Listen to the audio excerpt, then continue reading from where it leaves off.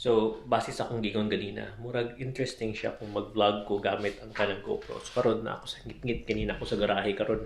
Then, nakunaw na ako magbutang kong light mo ni siya effect ko. So, worst case scenario kung naglako-lako ko everywhere niya kanang gabi na, muna akong kuha. Oh, di ba? Pero kung atugay ko nagnindot nga lights, akong i-set up sa kadali. What lang? Muna siyang hayag. Ito si tapag lights tanaw na tuon sa effect. Yan kung nindot gani. Solid din nga camera.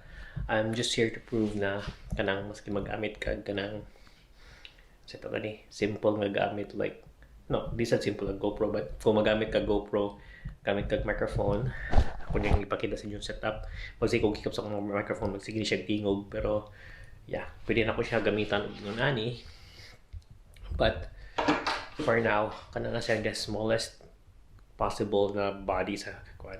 Pakit-unta mo sa naong sa camera. Muna siyang camera. So, na-light sa kilid. Pwede na mo i-off ni. So, muna siya ang setup. Ngit, hayag. So, mangita ka gindot nga kanang lighting. But mag-setup ko murag pina-studio lighting karon aton tanaw na gud sa effect. Excited ko magbuhat ani maski batig quality yeah, para try na ko minimal. Let's do it. Okay, so basically muna akong setup sa garahe na ako'y light na sa tubangan and pwede na siya na ako'y LED para separation sa colors and everything but murag okay na siya, murag daog, murag sulit atong i-try manual focus muna akong setup na ako'y suga diha na ako'y LED dito sa bus sigugunit sa microphone dapat monitor microphone na. So muna siya ang effect. So mag-story ako. Pwede na akong mag-vlog ani. Kung gusto ko light yun. Panon kanina ko. Mas nindot But nindot ba? Harsh din siya nga light but okay kayo. Nalang kayo murag separation sa lighting yung sa likod like color so daog na siya so magstorya kami sa gasa pati sa computer pati tanawon ko so diri sa screen niya okay siya tanawon right there. Let's try turning on again so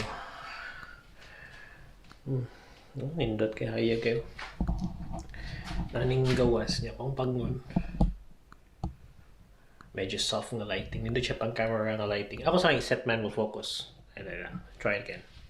So kani siya manual focus ni siya nga kanang settings 1/50 nga shutter but it looks good. Looks good and it's not overly bright and basig nindot sa din siya ISO but this is a good thing. This is nice. I might use this on my English website ni. So basig try na to inani lang atong settings. So try na ko inani akong settings. Magdaog naman nga settings siya. Mag-lighting ko kuan ani itong paubsan paitira akong pagod sa kastubangan dark siya kung na pero pwede mo pahayagan suga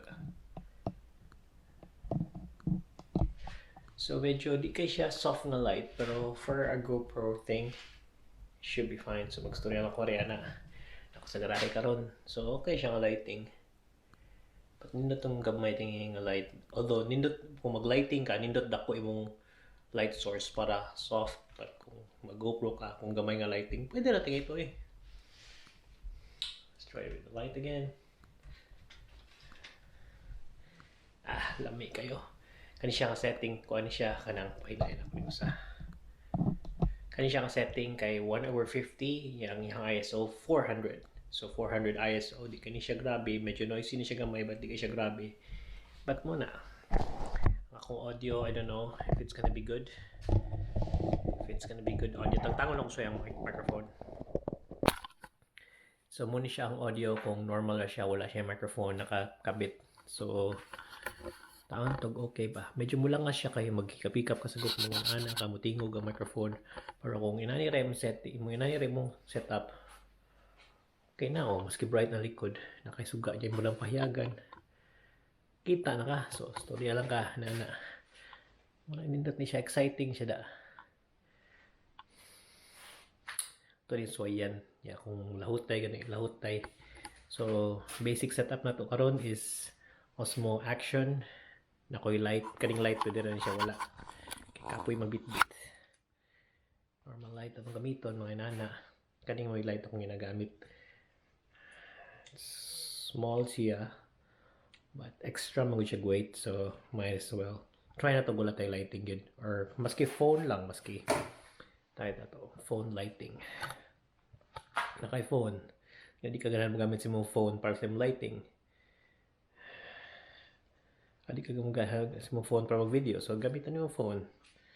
Basta talaga may good nga light, source of light. Light good siya niya, light color ang light sa phone, medyo warm. Hindi siya bright white good. Auto white balance man ni siya, pero kung pagmunta ni effect sobra siya bati orange nga light mariana amo kanang green yung lighting, so di siya nindot, pero kung magalisod ka okay na sad siya. Balik na to sa light kani nindot mo kini siya ang kuan good aperture. Solid kay nga lighting Kasi usap sa computer karon to taon.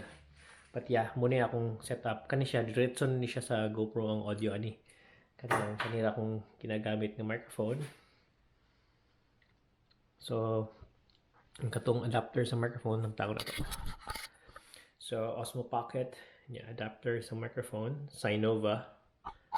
May tawag balik. Sinova paghuman kanina yon sa harmonic nga microphone. Ako ibalik og plug basig manindot ba ang audio. So muna ni siya ang microphone. Ang problema na ko ani is ang microphone naka point up para pero tingin na siya. Pwede mo na siya ma-point somewhere, ma-point siya nimo. Kubitan nimo katong rug adapter, but nam koy umabot nga adapter. So pwede pud nako gamitan ani. Try na tong audio ani, tawag tong effect. Dahil lang.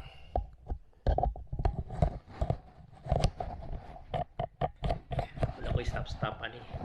So wala ning jump cut. So muna siya ang Rode Video Macro nga microphone. And yeah, jump cut na to ang mga clips kay kapoy usap-usap. Pero quick clip na siya for today kay murag na excited ko gamay. Let's try this out. This is the setup. Awesome. So paiter siya, gamay siyang setup. Yan na siya screen. Kita ko sa gulingon. Sige, tanong ko rin kilid. Ba't nga rin ko katanaw? Sige, mura na siya bay. Quick lang, sugod ogma. Ayos. So karon bay mibalik mo nga silong kay gi-check na ako sa computer ang files. So ganina ISO 400. Okay na siya, murag medyo dark lang. So gina-try na sad nako karon kani siya ISO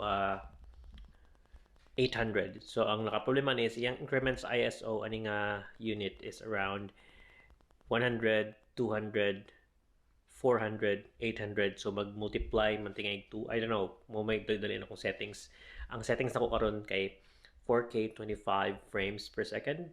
Ang akong shutter speed is 1 over 50, which is slow. Kanang akong kuan ng akong ISO mo lagi to 800 karon siya.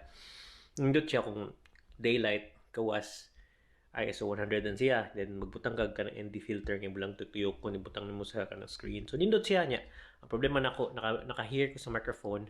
Nindot ang Rode mic pero dako lang siya. Then gitry na ko ang kaning gamay katong sa harmonic. Ang harmonic nag-point up. Ana siya porma. So karon akong ibutang laing L para mag-phase siya nako. So karon ang microphone naka-phase nako.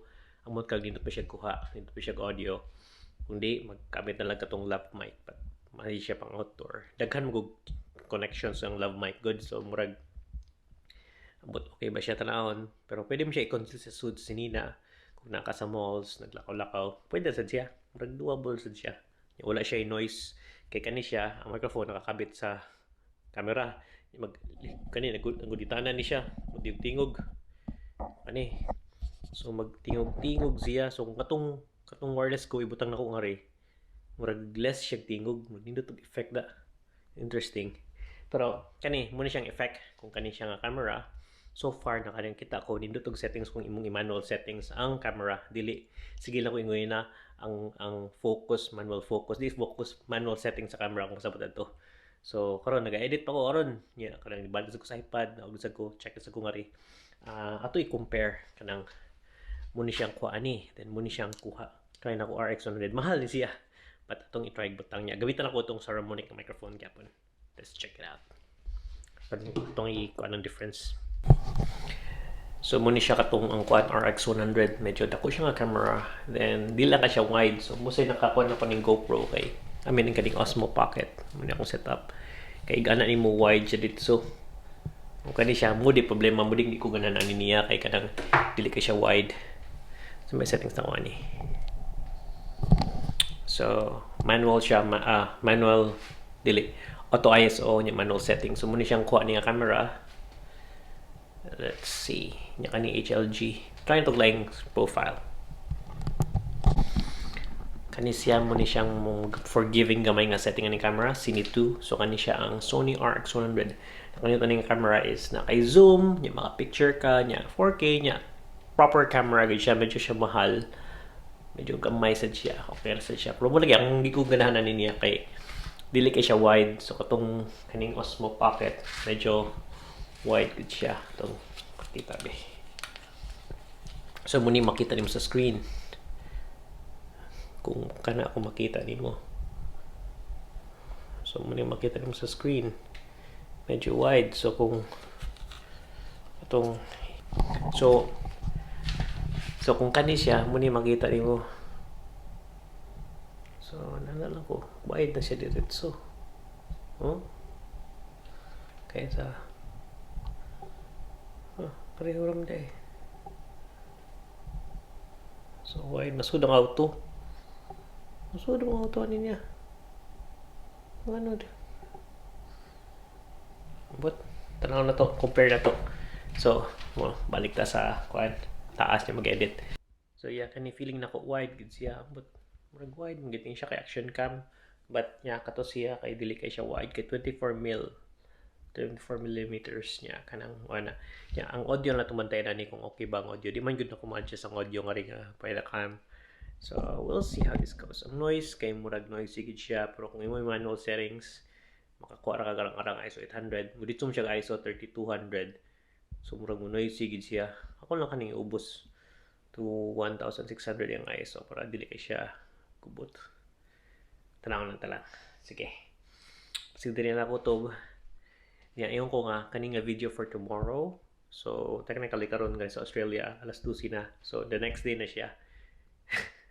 Ingo po ngayon na mapahuway ko karon na naka-update ako video but yeah so ako ni-upload karon we'll start in the morning for more videos see ya bye.